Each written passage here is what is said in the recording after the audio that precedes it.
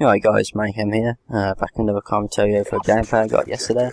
It's some Platinum League play that I got with a couple of players I've been playing with. It's on Domination Carrier. It's 37-1 gameplay, which is pretty decent, so I thought I'd just do a commentary over this.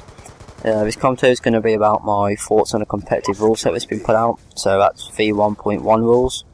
If you haven't seen those, I'll put a link in the description, so you can go and have a look at those. It's the European rule set that's been put out for I-47. My first point to speak about is the new game mode hardpoint that's been included. Contrary to popular belief, I personally think the game mode works and it's a very good game mode to play. It's another respawn game mode, which is my personal preference, as CTF is my best game mode to play. It's fast paced, it requires constant action. There's only a 3-second respawn delay, so you're not waiting 7.5 seconds to respawn like you are on CTF or Demolition if that gets included. It requires a degree of teamwork as well, because there's a lot of factors that can make a difference in the game. A lot of players that I've been playing against seem to think it's best to kill players off a hill rather than kill players on spawn.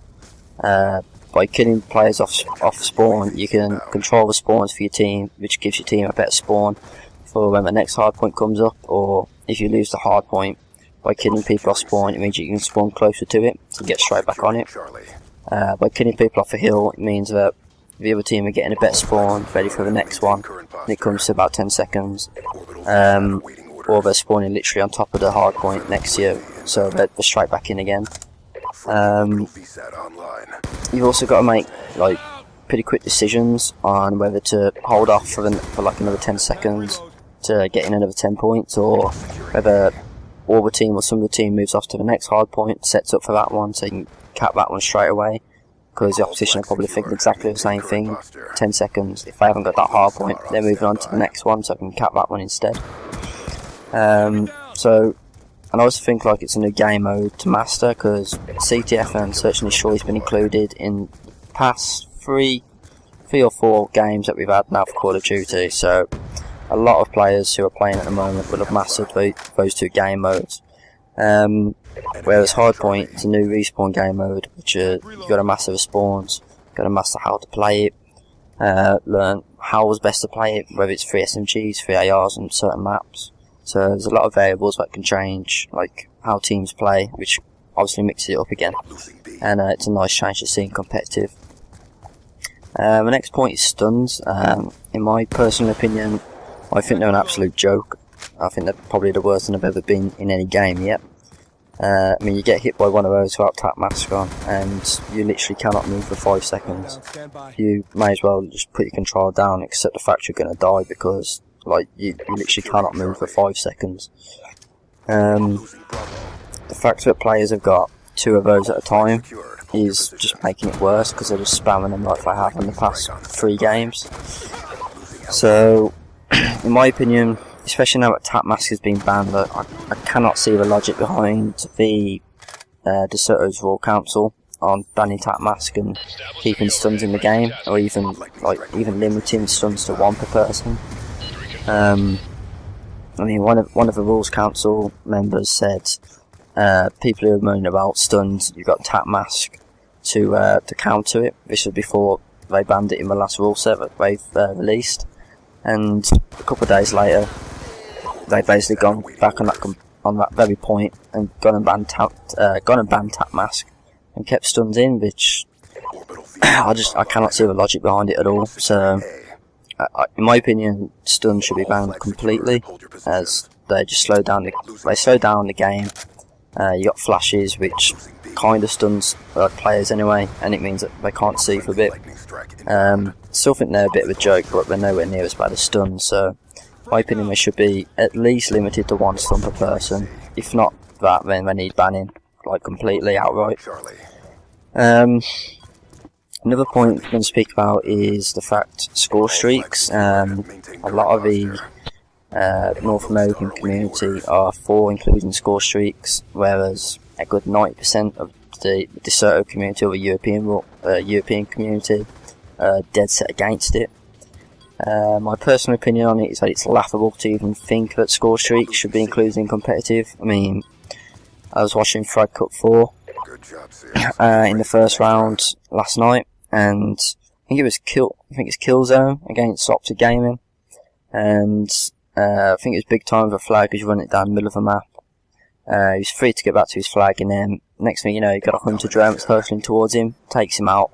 The opposition managed to return the flag, and that was pretty much a crucial game, a crucial point in that game for Optic to equalise it. And that one hunter drone, which requires absolutely no skill at all, is completely luck, goes and wipes out big timer, and it meant Optic lost that map. And how anyone can see that as competitive or taking skill is beyond me, because that is no skill involved at all. That is pure luck. And whether that's like good for entertainment value for viewers watching it, like, because it obviously gives a twist to the game,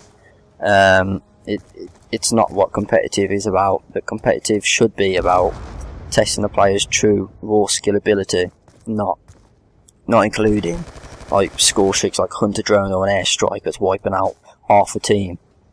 I mean, there's no skill involved in that at all. So my opinion on score streaks is that they should be banned like the European rules it has. But a lot of people are saying, oh well, we're going to be having like massive tournaments and big viewership increase if we include score streaks. But the reality is you're not going to have. You may have a bit of an increase if some public players see, oh, score streaks, we're using these in public, so now they've been using competitive. I can associate to this, but my opinion, it's going to put off competitive gamers who are already watching the streams, so you're reducing numbers from the competitive side. And if it was just advertised more, competitive advertised more to the public, you would, no matter what rule set you put out, you'd find that public players would make the jump over to competitive, no matter if kill streaks are in there, whether you had kill confirmed in the game modes or what. They would still play the game modes if it was just advertised properly. But people seem to be overlooking that point.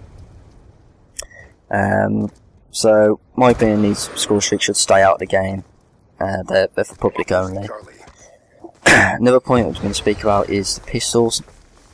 The fully auto pistol, which I believe is called the Cap 40. That pistol is a fucking joke. I mean, it's like a mini SMG. Like, to have that as a secondary is ridiculous. Like, I've been getting outgunned from that.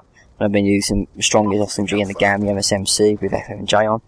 That pistol is literally tearing a new a-hole in me. It's an absolute joke. Same with the B23.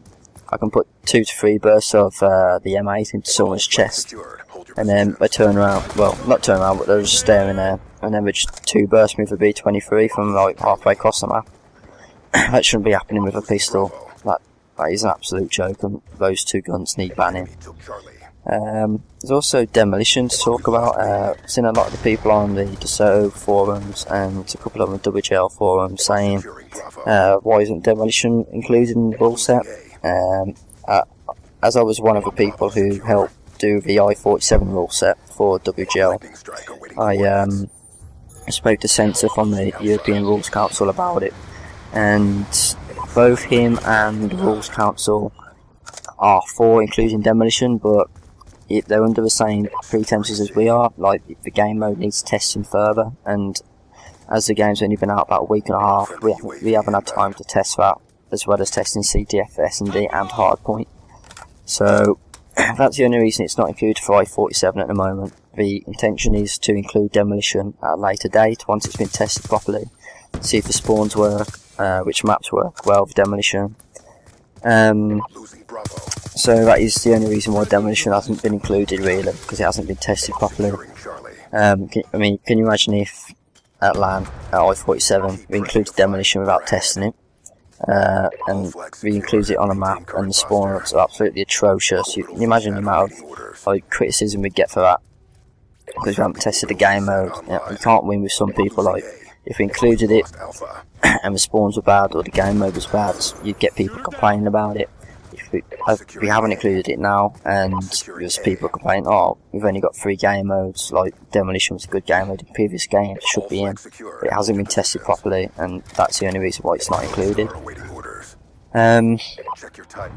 My other opinion is Domination. There's a couple of people saying Domination should be included, but in my opinion it does not work on this game. The maps are so linear, it means that once teams have got B and their home flag, as well as setting up, it makes it very hard to break them down, because like registering head glitches, and because you spawn on the flag that the only flag you've got, rather than next to B, to give you a chance of capping it.